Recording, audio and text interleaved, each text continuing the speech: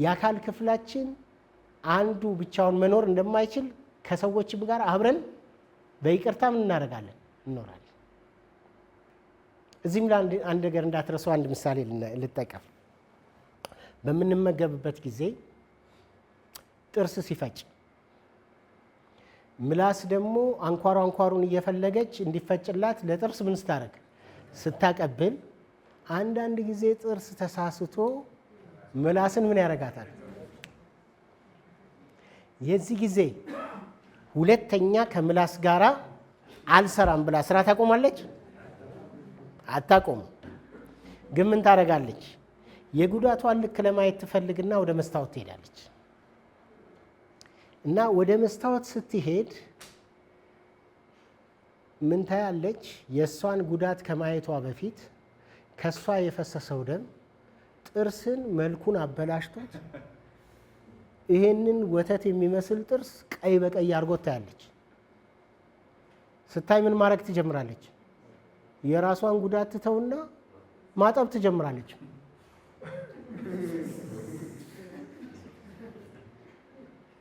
ሞልወል ትጀምራለች። የጥርስን ውበት ምን ለማድረግ ወደ ቀድሞ ቦታ ለመመለስ ስራ ትጀምራለች። የራሷን ጉዳት ረስታ። አብሮ ማኖር ማለት ይሄ ነው። የበደለንን ሰው ወደ ቀድሞ ቦታ ለመመለስ ወንድም ቢበድል ምን አድርገው ውቀሰው። እግዚአብሔር ይርዳን።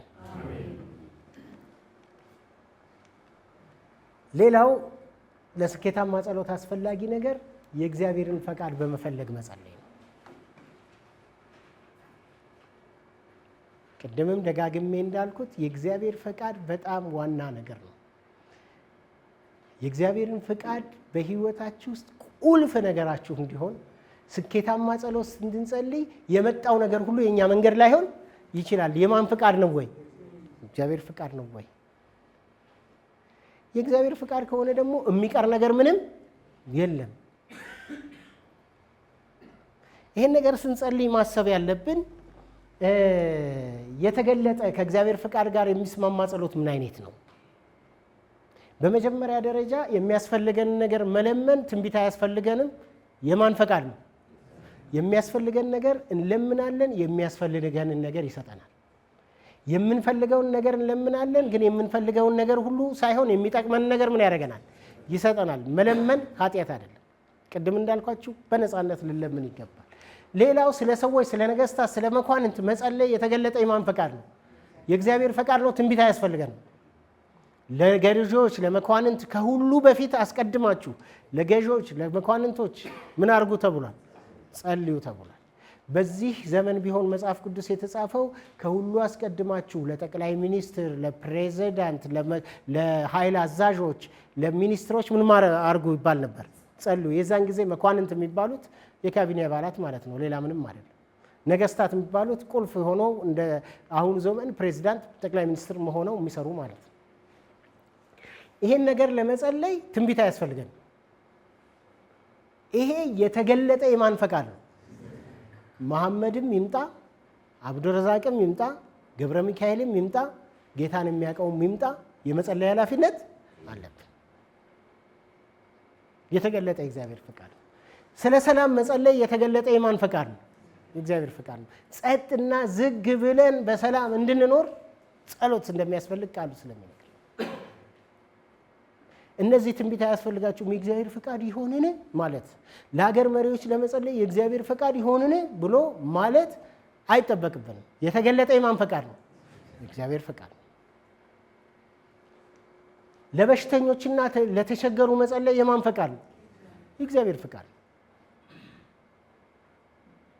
ጎረቤታችን ያለችው ፋጡማ ታማ ከሆነ እንጸልያለን ቤታችን። ብንችልም ደግሞ እሷ ቤት ሄደን ለመጸለይ ብርቱካን ገዝተን በዛውም ወንጌል ጥሩ ሙዝ ገዝተን፣ መቼም ሰው ሲታመም ነው ብርቱካንና ሙዝ የሚሄደው። ሄደን እንዴት ነው በጎ አደርሽ ወይ ምናምን ብለናት እንደው ዱዓ ላድርግልሽ ብንላት እምቢ ትለናለች? አድርጊልኝ ነው የምትለው። በእግዚአብሔር እጅ ተይዛለች። እንደውም የወንጌል በር ይሆናል አይሆንም? ይሆናል።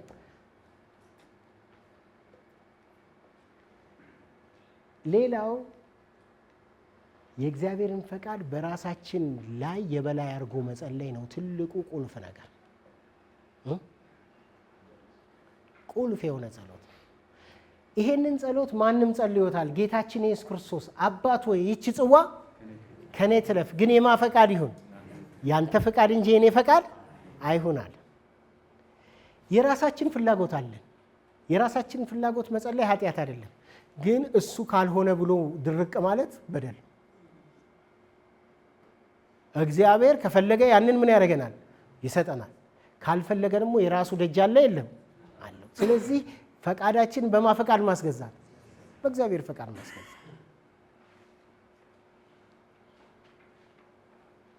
አንዳንድ ጊዜ የእግዚአብሔር ፈቃድ ወደ ህይወታችን ሲመጣ እልልልልል ብለን ሄደን እቅፍ የምናደርገው ላይሆን ይችላል። መልከ ጥፉ መስሎ ሊመጣ ይችላል። አይችልም? ይችላል። ግን የእግዚአብሔር ፈቃድ በጎና ደስ የሚያሰኝ ነው። በጎና ደስ የሚያሰኘው ምን ለሚያደርግ ሰው ነው? እሺ ለሚል ነው እንጂ ሲመጣ ምን ሊሆን ይችላል? መልከ ጥፉ ሊሆን ይችላል። እኛ ያሰብነው ከጋምቤላና ከአሜሪካ የእግዚአብሔር ፈቃድ ያለበት የሚመስለው የት ነው? መልከ ጥፉ ሆኖ ይመጣል። ግን እግዚአብሔር በጋምቤላ ከአሜሪካ በላይ አክብሮ ማኖር ይችላል? አይችልም?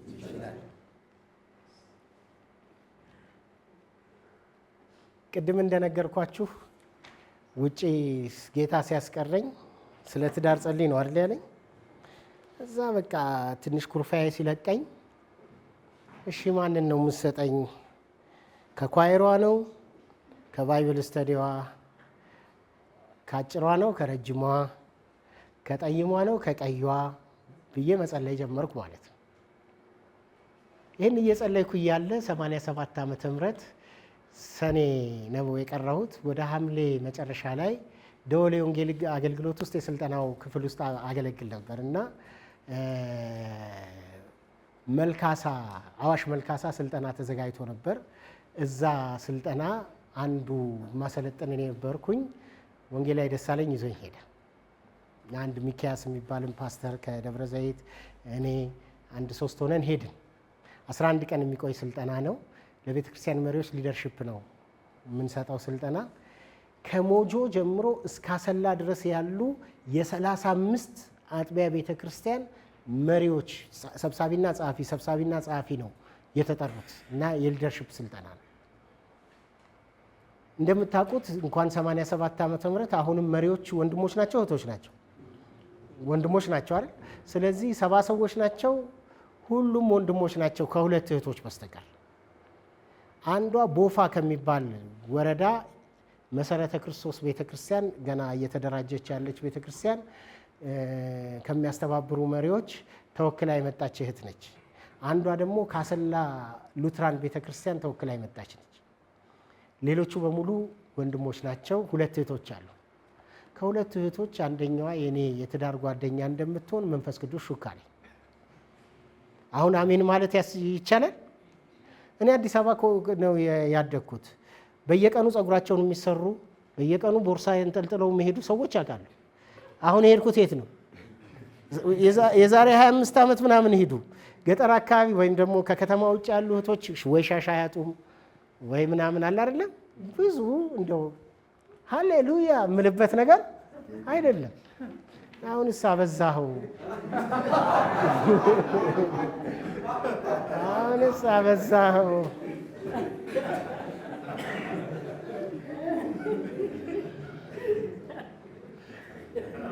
ላለፉት 25 ዓመታት አብራኝ በትዳር የቆየችው ባለቤቴ በዛ ስልጠና ቦታ ላይ ነው ያገኘኋት። ይችላል አይችልም? የማፈቃድ ብቻ ይግዛል። በእኛ መንገድ ሳይሆን በማ መንገድ? በሱ መንገድ ይምራል፣ በሱ መንገድ ያሰማራል። አንዳንድ ጊዜ ብዙ ሰዎች ከእግዚአብሔር ፍቃድ ውጪ የሆነ ትዳር ውስጥ ይገቡና ሲያለቅሱ ይኖራሉ። በእግዚአብሔር ፍቃድ የሆነ ትዳር ውስጥ ለቅሶ የለም አልላችሁ፣ ግን መቻቻል አለ፣ ጸጋ አለ፣ አብሮ መዝለቅ አለ፣ አንዱ አንዱን መሸከም አለ እንጂ ግጭት የለም ማለት አይደለም። ግን የእግዚአብሔር ፍቃድ ያልሆነ ነገር ውስጥ መግባት ግን ሁልጊዜ ሾክ ነው አይደል? ሊለወጥ የማይችል ሾክ ይሆናል። እዚህ የእግዚአብሔር ፍቃድ በጣም ቁልፍ ነገር ነው በህይወታችን ውስጥ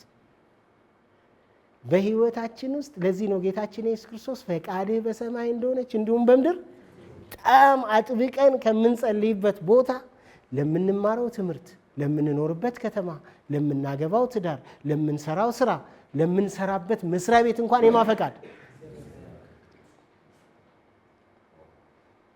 ቅድም ለፓስተር ስነግረው ነበር። እዚህ ልጅ ያለች እና ባለቤቴ ረጅም ዓመት አንድ መስሪያ ቤት ትሰራ ነበር ሙስሊሞች ጋር። ለነዛ ሙስሊሞች በረከት ነው የሆነችው። በጣም ትጸልይላቸዋለች፣ በጣም ይወዷታል። እና ትልቅ ድርጅት ነው ኤስኤ ባገሪሽ ይባላል።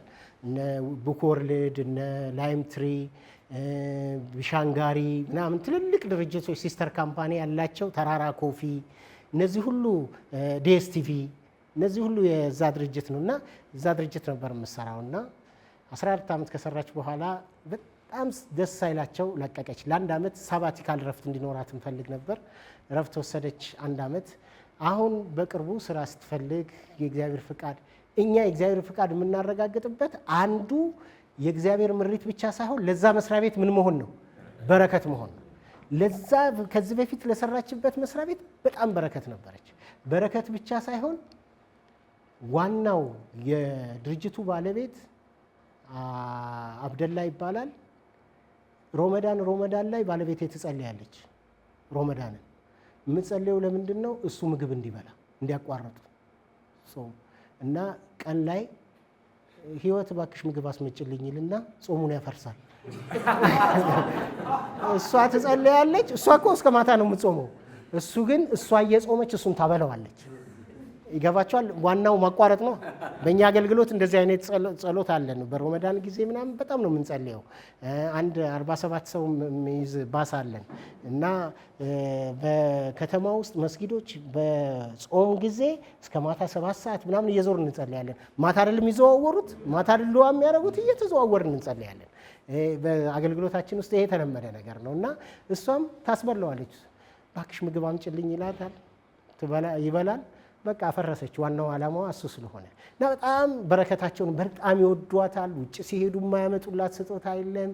በጣም ነው የሚወዷት እና መልቀቅ ስለነበረባት ለቀቀች እና ከ1 ዓመት በኋላ ሰሞኑ ገና 2 ወሯ ሴፕቴምበር 1 ነው ስራ የጀመረችው እና አንድ ድርጅት ለ2 ወር የሙከራ ጊዜ ተቀጠረች። ለዚህ ድርጅት በረከት መሆናችንን ማረጋገጥ እንፈልግ ነበር እና ድርጅቱ ግራንት የኤንጂኦ ነው። አቶ ኃይለማርያም ደሳለኝ የዛ ቦርድ ሰብሳቢ ናቸው። ኤንጂኦ ነው። ሴቶችን የቢዝነስ ሴቶችን የሚያበቃ ድርጅት ነው እና ባለቤቴ ሊደርሺፕ ላይ ማስተርስ አላት እና እዛ ድርጅት ነው የምሰራው። ገና 2 ወሯ ነው። ያ ድርጅት እስካሁን 18 ዓመቱ ነው ድርጅቱ ከተቋቋመ። እስካሁን ድረስ ግራንት የሚያገኘው የ1 ዓመት የ2 ዓመት ወይ ኤምባሲዎች ወይ ዩኤን ወይ የዓለም ባንክ ይሰጧቸዋል ገንዘብ። የ1 ዓመት የ2 ዓመት ግራንት እያገኙ ነው የሚሰሩት። እሷ ገና ሴፕቴምበር 1 ነው የጀመረችው። 2 ወር አልሞላትም። ሰሞኑን ምን አለችኝ? ባለቤቷ ማለት የድርጅቱ ዳይሬክተር መጣችና ክርስቲያኖች 2 ብቻ ናቸው፣ ሁለቱም የተቀጠሩት ከባለቤቴ ጋር፣ አንድ የቃለ ሕይወት ወንድምና ባለቤቴ ናቸው የተቀጠሩት።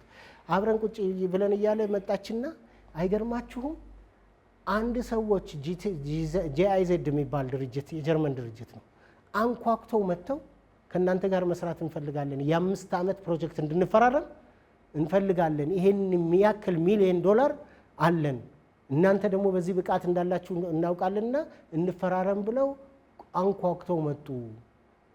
እናንተ ጸልዩ በረከቶቼ ናችሁ አለች። ባለቤቴ መልስ አገኘች አላገኘች? ሁልጊዜ ባለቤቴ ጠዋት ከቤት የምትወጣው 12 ሰዓት ነው። ለ1 ሰዓት ሩብ ጉዳይ ቢሮ ትደርሳለች። እስከ 2 ሰዓት ተኩል ስራ እስኪገባ ድረስ እሷ ጸሎት ትጸልያለች። እኛ ለምንሰራባቸው ሰዎች በረከት ካልሆንን ጥያቄ አለ ማለት ነው። እነሱ ሲባረኩ እኛ ምን እንሆናለን? ባረካለን። በቃ አረጋገጥን። አይ የእግዚአብሔር ፍቃድ ነው። ይሄንን ምን እናደርጋለን? ውላችንን አድሰን ቋሚ ሰራተኛ ሆነሽ ትቀጥያለሽ። እግዚአብሔር ያደርጋል። ለበረከት ምክንያት መሆን መቻል አለብን። እኛ ላይ ኢንቨስት የሚያደርጉ ሰዎች በእኛ ምክንያት ካልተባረኩ ጥያቄው ማጋ ነው ያለው? እኛ ጋር ነው ያለው። ካልተባረኩ፣ ህይወታቸው ካልተባረከ፣ ቢዝነሳቸው ካልተባረከ እኛ ጋር ነው ጥያቄው ያለው። ስለዚህ የእግዚአብሔርን ፈቃድ በተመለከተ ማወቅ፣ ማረጋገጥ፣ ደጋግሞ ማረጋገጥ፣ ከዛ በኋላ በእግዚአብሔር ፈቃድ ውስጥ ደፍሮ መሄድ፣ ይሄ በጣም አስፈላጊ ነገር ነው። ሌላው የጌታ ፈቃድ ያልሆነ ነገር እንዳይከናወን መጸለይ ሟርት አይደለም። ቅድም ስለ ሟርት ጸሎት ተነጋግረናል አይደል? ወንድሜ ሀብታሙ መስክሮልኝ ቢሆን የእግዚአብሔር ፈቃድ ድሬዳዋ ተመልሶ እንዲሄድ ቢሆን አይ እኔ አዲስ አበባ ተመችቶኛል አልሄድም ብሎ ሲል እዚህ ያለውን በር ዝጋበት ብዬ ብጸልይ እያሟረትኩበት አይደለም። የማፈቃድ እዛ የት ስላለ? ድሬዳዋ ስላለ። ያው እሱ የድሬዳዋ ልጅ እንደሆነ ስለማቅ ነው ደጋግሜ የጠራሁት። አንዳንድ ጊዜ የእግዚአብሔር ፈቃድ ያልሆነ ነገር ለዓለሚቱ አይከናወንላት ብለን ስንል እያሟረትንባት አይደለም። ወደ ማን እያስጠጋናት ነው? ወደ እግዚአብሔር ፈቃድ እያስጠጋናት ነው። በእንደዚህ አይነት ጸሎት ውስጥ በጣም ልንበረታ ይገባል። አንድ ጊዜ አንድ አብራኝ የምትጸልይ ገነት የምትባል እህት ነበረችና እጮኛዋ ጀርመን ነው የሚኖረው። እስቲ መስክሪልኝ እንዴት ነው የተገናኛችሁት ብዬ ስላት እሷ የማላሪያ ኤክስፐርት ነች፣ እሱ ደግሞ በረሃ ውስጥ ይሰራ ስለነበር ወባ ይዛኝ እንደሆን ብሎ ቼክ ሊያደርግ መጣና ከዚህ ቻርል ደም የሚወስዱት እሷ መመስከር ትወዳለች እና ኒቆዲሞስ ብላ ጠራችው። መጣ። አንተ እውነተኛው ኒቆዲሞስ ነህ ወይስ የስም ኒቆዲሞስ እያለች ደም እየወሰደች እያለ እሱም ጌታን ያውቅ ስለነበር ተግባቡ ማለት ነው። በዛ እንዲሁ ደጋግሞ ከበረሃ ሲመጣ ሲጠይቃት ምን ሲል ተቀራረቡ፣ ጸለዩ፣ የእግዚአብሔር ፍቃድ ሆነ። እሱ ለትምህርት ጀርመን ሄደና እዛው ቀረ። ከዛ እሷን ለማውጣት መሞከር ጀመረ። 7 ጊዜ ሞከረ፣ 7 ጊዜ ፌል አረገበት። ከዛ ኋላ ይሄ የእግዚአብሔር ፍቃድ ባይሆን ነው ብሎ አለ። እኔ ደግሞ ስትነግረኝ የማን እጅ እንዳለበት ሴንስ አድርጌያለሁ፣ የእግዚአብሔር ፍቃድ እንዳለበት ሴንስ አድርጌያለሁ። ከዛ አንድ ጊዜ ደወለላትና ያው 7 ጊዜ ሞከርን፣ አልሆነም። ስለዚህ ያንቺን ጊዜ ማቃጠል አልፈልግም፣ አንቺም እንግዲህ የራስሽን መንገድ ሂጂ፣ እኔም ደግሞ የጌታን የሚሰጠኝ ነገር እጠብቃለሁ ብሎ ስልክ ደወለላት። እህቶች ደግሞ ቶሎ ነው በዚህ አይነት ነገር የሚሰበሩት። ፊል አረገች እና ግንኙነታቸው ሲቋረጥ አሰፍስፎ የሚጠብቅ ነበረ። ጠጋ አለ እና ያ ሰው ሲጠጋ የኔ መንፈስ ደግሞ ተቆጣ፣ በጣም ተቆጣ እና እሷ ደግሞ ተሰብራለች። በተለይ ለእህቶች ጥንቃቄ ያስፈልጋል።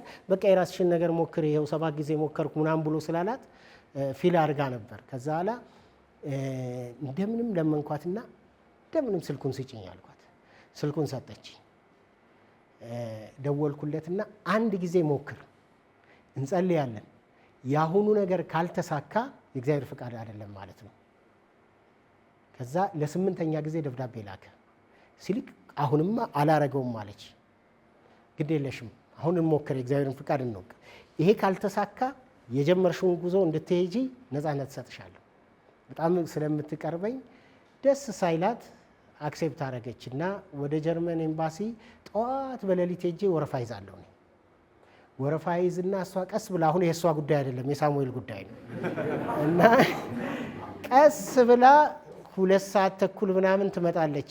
እሷን ወረፋው ጋር ካስገባው በኋላ ቀበና ወንዙ ስር ገነት ቤተክርስቲያን ነበረች። እዛ ሄድና ደግሞ ጸልያለሁ፣ ተንበርክ፣ ጌታ ሆይ ያንተ ፍቃድ ይፈጸም ያልኩ ጸልያለሁ። ኢንሹራንስ ሲሉ የኢንሹራንስ ነገር እስኪሳካ እንደዚሁ። ከዛ ቪዛ ሰጧት። ከዛ ሸኘናት። አሁን የ3 ልጆች እናትና አባት ሆነዋል። ብዙ ጊዜ ጀርመን ሲሄድ እነሱ ጋር ነው ማርፎ። በጣም የሚወደዱ ቤተሰቦች። የማፈቃድ የእግዚአብሔር ፍቃድ ተግዳሮት የለበትም ማለት አይደለም። የእግዚአብሔር ፍቃድ ጸሎት ያስፈልገዋል፣ ትግል ያስፈልገዋል። ግን የእግዚአብሔር ፈቃድ ይሳካል። የእግዚአብሔር ፈቃድ ያልሆነን ነገር የትኛውንም ነገር መካኒካል የሆነ ነገር ብታደርጉ አይሆንም፣ ቢሆንም በረከት አያመጣም። ስለዚህ በአገልግሎታችሁ፣ በህይወታችሁ፣ በእያንዳንዱ ነገራችሁ የማፈቃድ የእግዚአብሔር ፈቃድ ይሄ በጣም ቁልፍ የሆነ ነገር ነው። አንዳንድ ጊዜ ሊሆንብን ያልፈለግነው ነገር ደክመንበት ሊሆን ይችላል። የእግዚአብሔር ፍቃድ ስላልሆነ ሊሆን ስለሚችል ማመስገን ጥሩ ነገር ነው። ለምሳሌ እጮኛሞች ይጀምሩና እየሄዱ እያለ ፌል ያደርጋል። ሲጀመር የማን ፈቃድ ነው? የእግዚአብሔር ፈቃድ ነው። ለምን ፌል አደረገ? አንደኛው ፌል አድርጎ ሊሆን ይችላል። አንደኛው ልቡ ሸፍቶ ሊሆን ይችላል። በዛ ምክንያት ፌል ያደርጋል። ግን እግዚአብሔር ለመንገዱ ላይ ለቆመው በረከት አለው የለውም? አለው። የተሻለ ነገር አለው በአንዱ ምክንያት። ምክንያቱም ፍሪ ዊል ይፈልጋል የእግዚአብሔር ፍቃድ፣ ነፃ ፍቃድን ይፈልጋል እና አንዱ ባልፈቀደው ሰው ምክንያት ፌል ያደርጋል። ያኛው ሰው ይሰካለታል እንዴ? አይሳካል። የለቅሶ ነገር ነው የሚሆንበት። ለዚህኛው ደግሞ እግዚአብሔር ሌላውን ነገር ያዘጋጃል። ስለዚህ የእግዚአብሔር ፍቃድ ስራ፣ ትዳር፣ ውጭ ሀገር መሄድ ምናምን አንዳንድ ጊዜ ደክመንበት እንኳን ባይከናወን እግዚአብሔር የተሻለ ነገር አለውና ክብር ለማይሆን ብሎ ማሰብ በጣም ጥሩ ነገር ነው። ሌላው በጸሎት ውስጥ ቁልፍ ነገር የጌታ መንፈስ ምሪት ያለበት ጸሎት መጸለይ። የጌታ መንፈስ ምሪት ያለበት ጸሎት መጸለይ። የመንፈስ ምሪት ማለት ምን ማለት ነው?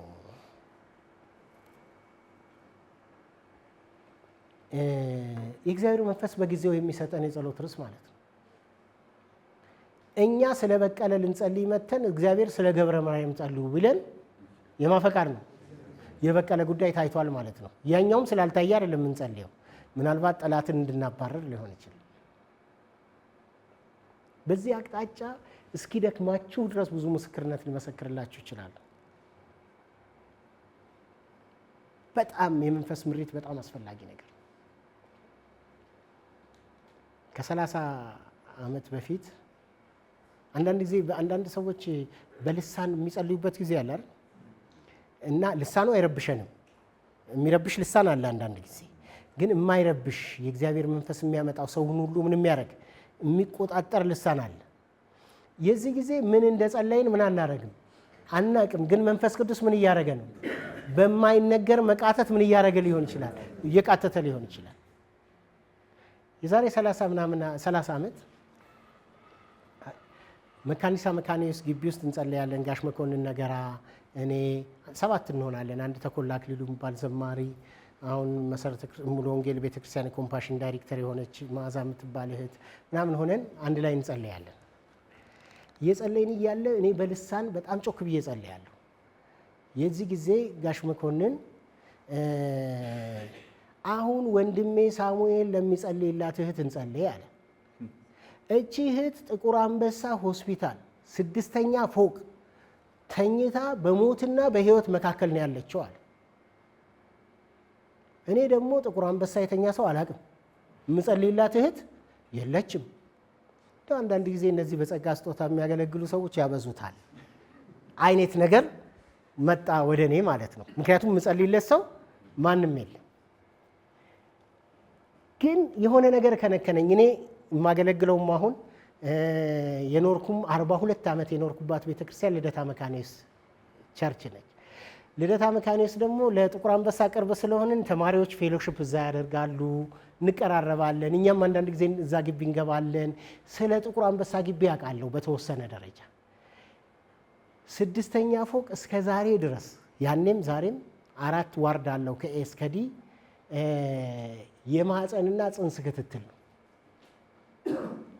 ስለዚህ እሱ ደግሞ ያለው ምንድን ነው? አንዲት እህት ነው ያለው። አንድ ወንድም ብሎ ቢል ኖሮ በመጀመሪያው ሀሳብ የጸና ነበር።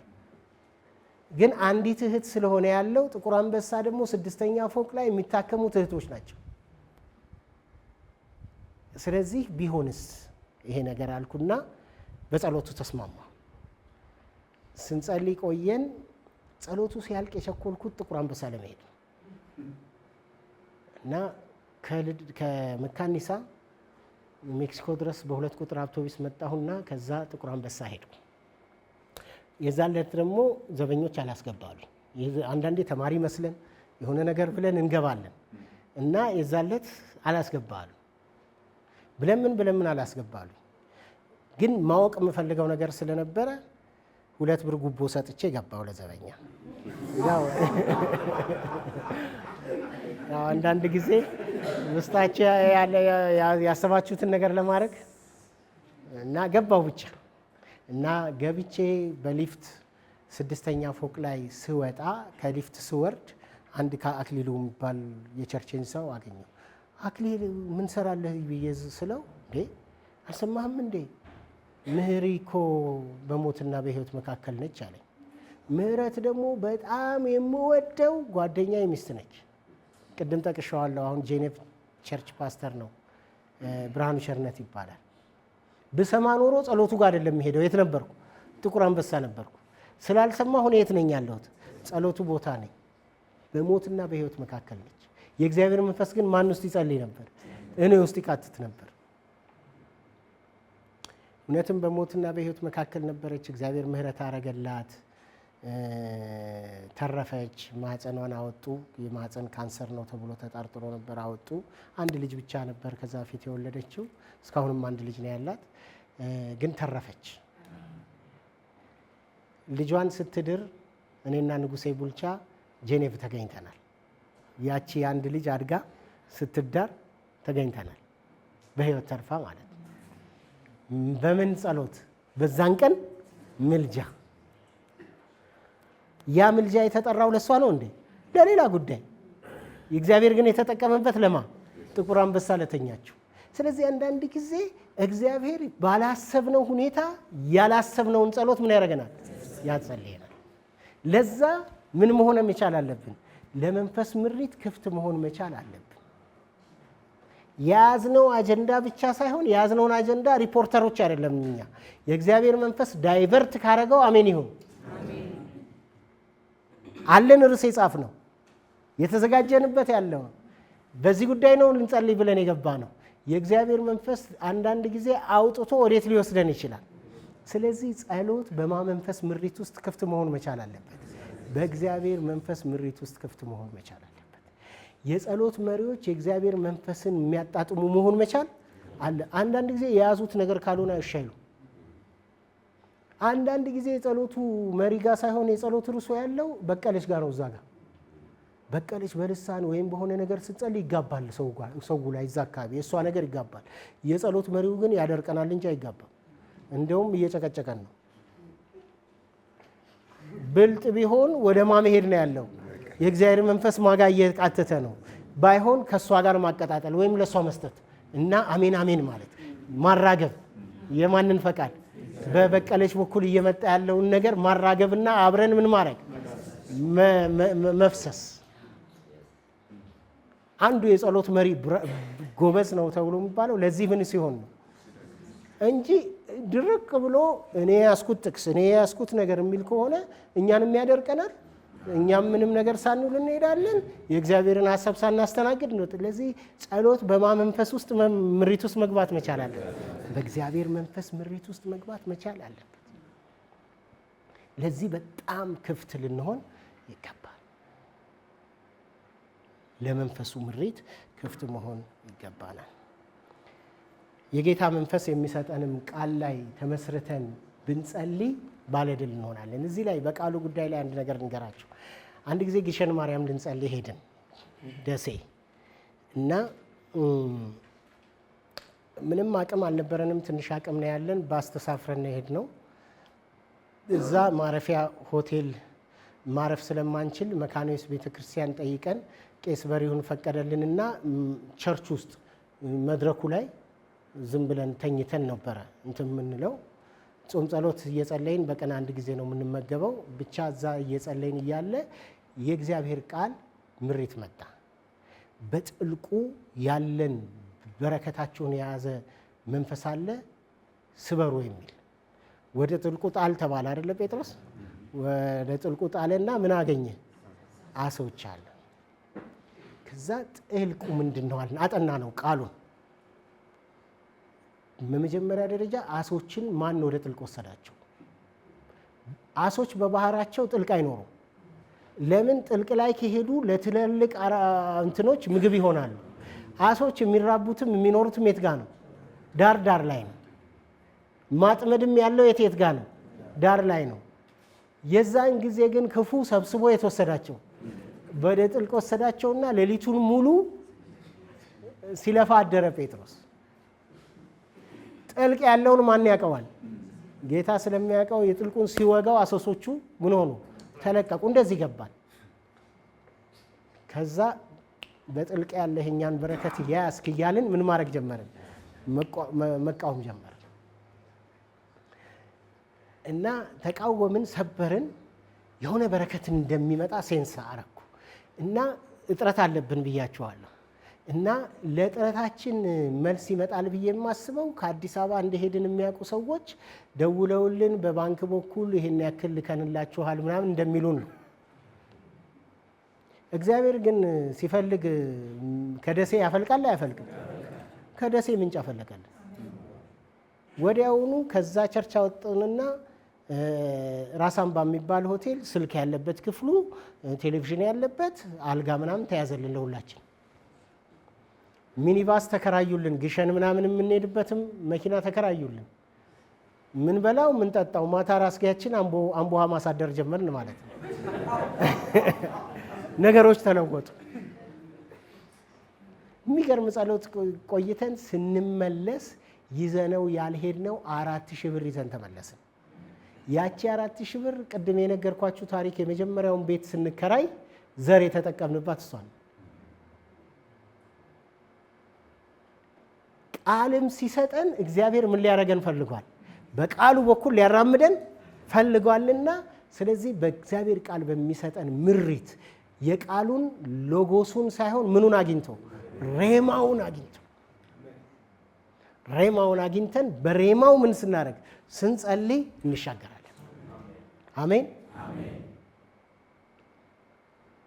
ይሄ በጣም ልንለማመደው የሚገባ ነገር ነው።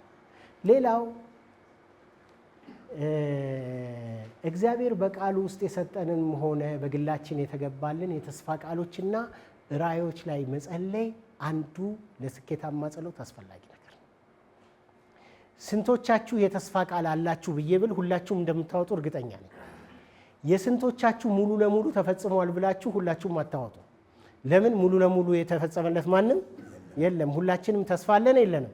አለን። የምንደርስበት የምንፈልገው ነገር ግን አንዳንዱ የዘገየው በምን ጉዳይ ይሆን? የጸሎት እጥረት ገጥሞትስ ቢሆን? የምትዘገይ ተስፋ ልብን ምን ታደርጋለች? ታሳዝናለች። አንዳንዱ የተስፋ ቃላችን የዘገየው የጸሎት እጥረት ገጥሞትስ ቢሆን? ለዚህ አንድ ጥያቄ ጠይቂያችሁ በዚህ ነው ይሄንን የምዘጋው። ይሄን ሐሳብ የእግዚአብሔር ሐሳብና ፈቃድ እግዚአብሔር ባለበት ደቂቃና ሰከንድ ይፈጸማል የምትሉ እጃችሁን አሳዩ። የእግዚአብሔር ሐሳብ በምድር ላይ እግዚአብሔር ባለበት ደቂቃና ሰከንድ ይፈጸማል የምትሉ እጃችሁን አሳዩ።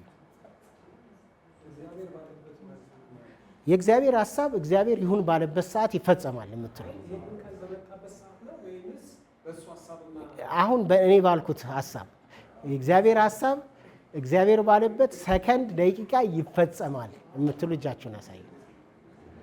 እሺ እናንተ አውርዱና የእግዚአብሔር ሐሳብ እግዚአብሔር ባለበት ደቂቃና ሰከንድ አይፈጸምም የምትሉ እጃችሁን አሳዩ። እሺ መሀል ሰፋሪዎች እጃችሁን አሳዩ።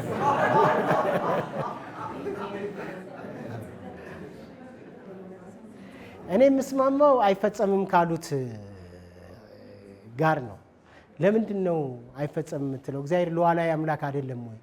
እንዴት ነው የእግዚአብሔር ሐሳብ እግዚአብሔር ባለበት ደቂቃ የማይፈጸመው ብለህ የምትለው ብላችሁ ካላችሁ ዳንኤል የጸለየውና ጸሎቱ ትእዛዝ የወጣው መቼ ነው?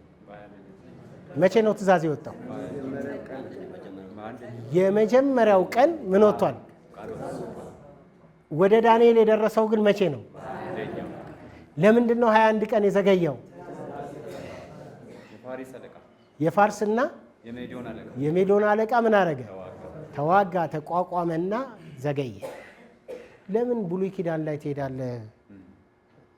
አዲስ ኪዳን ላይ ነው ያለነው ካላችሁ ጳውሎስ ወደ እናንተ ልመጣ ፈልጌ ሰይጣን ምን አረገኝ ነው። ስለዚህ ሰይጣን የእግዚአብሔርን ነገር ያዘገያል አያዘገይም? ያዘገያል አያዘገይም? ጸሎት እጥረት ከገጠመው ያዘገያል። አንድ ነገር አስቡ። ዳንኤል በጥራጥሬ የእግዚአብሔርን ፍቃድ የፈጸመ በጣም ንጹህ ሰውዬ የሱ ጸሎት 21 ቀን ከፈጀ የኔና የእናንተ ጸሎት 21 ዓመት ቢፈጅ ላያስደንቅ ይችላል። እኛ እኮ የምናደርገው አሁን የተስፋ ቃል እንቀበላለን። አሜን በልባክህ እየተባልን እንቀበላለን። የራሳችንን ብቻ ሳይሆን የጎረቤትም እንቀበላለን። ነገም የምን ቃል ለመቀበል እንሄዳለን? የተስፋ ቃል ለመቀበል እንሄዳለን እንጂ እግዚአብሔር ስለተናገረን ነገር ምን አናረግም? ጸልየን አናስለቅቅም። አንዳንዱ ጉዳይ ደግሞ የትውልድ ጉዳይ ስለሆነ ጠላት ምን ያደርገዋል? በጣም ይቋቋመዋል። በጣም ይቋቋመዋል። ለምን? ዓላማው ስለ እኛ አንድ አውቶቡስ ለማግኘት 5 ዓመት ጸለይን እና አንድ ጊዜ አንድ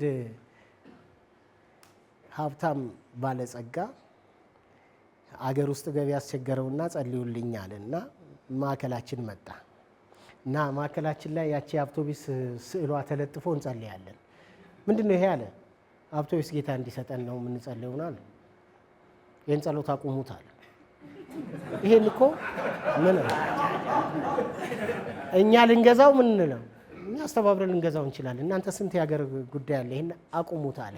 አውቶማቲካሊ የእግዚአብሔር መንፈስ ምን እንዳለኝ ታውቃላችሁ? እስቲ በአንድ አይንህ ወደ ሰማይ በአንድ አይንህ ወደ መሬት ያይለኝ። እስቲ ሞክሩ። በአንዱ ወደ ላይ በአንዱ ወደ ታች ይቻላል? አይቻልም? አይቻልም። ስለዚህ አርፈ ተቀመጥ አለኝ የእግዚአብሔር መንፈስ። አንድ ጊዜ ሳሮ ማሪያ የሆነ ለፈንድሬዝ ምናምን አድርገን ነበር። 100,000 ብር ፕሮሚስ ገባልን። እስከዛሬ አልሰጠንም። አውቶቡሱን ግን ሌላ ሰው እግዚአብሔር አዘጋጀልን። እጃችን ከገባ 3 ዓመት ምናምን የሆነው ነው። ለምን 5 ዓመት ፈጀብን? በአውቶቡሷ እኛ አውቶቡሷ የጸሎት ቤታችን ነች። በትራንስፖርት እየተከራየን ስንሄድ ሹፌሩ ጫጥቃሚ ሊሆን ይችላል፣ ሹፌሩ መንፈስ ያለበት ሊሆን ይችላል። የፈለግንበት ቦታ ምን አያደርገንም፣ አያቆመንም። ሁለተኛ ውድ ነው። በራሳችን አውቶቡስ አሁን ምናልባት አንዳንዴ እድል ይኖራችኋል፣ እንጋብዛችኋለን። ጉዞ ጸሎት ምናምን ከከተማም እንወጣለን እና ጸሎት ቤት ነች። ከተነሳን ጀምሮ እስክንደርስ ድረስ እየጸለይን መንገድ ላይ ያለውን ምን አድርገን እየሰበርን፣ አንዳንድ ጊዜ ቆመን እየሰበርን የእግዚአብሔር መንፈስ የሚመራን ነገር እያደረግን እንደፈለገን እየጸለይን የምንጓጓዝበት አውቶቡስ ይሰጠን። ለእኛ ጸሎት ቤታችን ነን።